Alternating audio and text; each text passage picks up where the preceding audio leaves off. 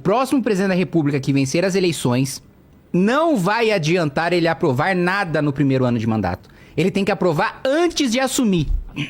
Ele tem que aprovar ainda com o Congresso de 2026, sendo que ele só vai assumir em 2027. Por quê? A gente tem um orçamento e que tem despesas obrigatórias, que a Constituição manda o governo fazer aquelas despesas, e uma pequena parcela do orçamento, hoje é 8%, para você ter uma ideia, que o governo tem liberdade de gastar com a política pública que ele quiser, que ele tem liberdade de manejar esse orçamento.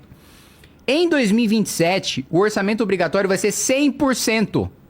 100%. Isso significa que o presidente da República, se ele quiser comprar um chiclete, não tem dinheiro. Não tem 15 centavos livres. Não tem nada. Zero, zero, zero. Problema.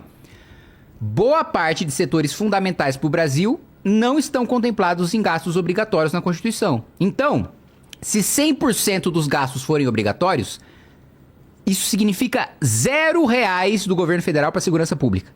Isso significa 0 do governo para porto, aeroporto, rodovia, ferrovia, infraestrutura. 0. Não existe orçamento obrigatório de infraestrutura.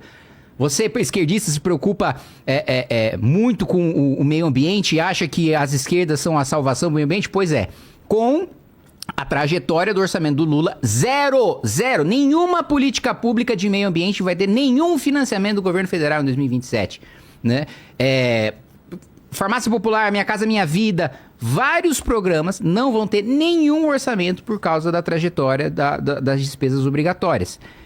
E aí, isso significa que o próximo presidente da República vai ter que aprovar uma PEC ainda em 2026. Antes dele assumir, ele vai ter que negociar com o Congresso anterior, com muitos deputados, inclusive, que perderam eleições, para mudar o orçamento para quando ele assumir. Seria a primeira vez que a gente teria o que a gente chama de shutdown, quando a máquina pública paralisa, quando você não tem dinheiro para pagar a conta de luz de ministério.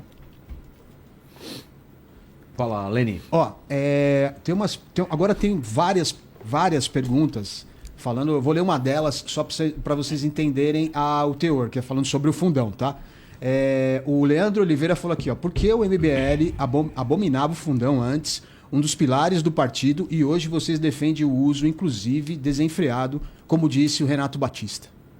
Nossa, o uso desenfreado. O primeiro ponto, continuamos abominando, nós continuamos contra, eu continuo com o projeto, não retirei o meu projeto de fim do fundo eleitoral, eu continuo sendo o deputado que barrou o aumento do fundo eleitoral em 2020, com voto contrário de bolsonaristas, continuo com essa posição, continuamos lutando pela extinção.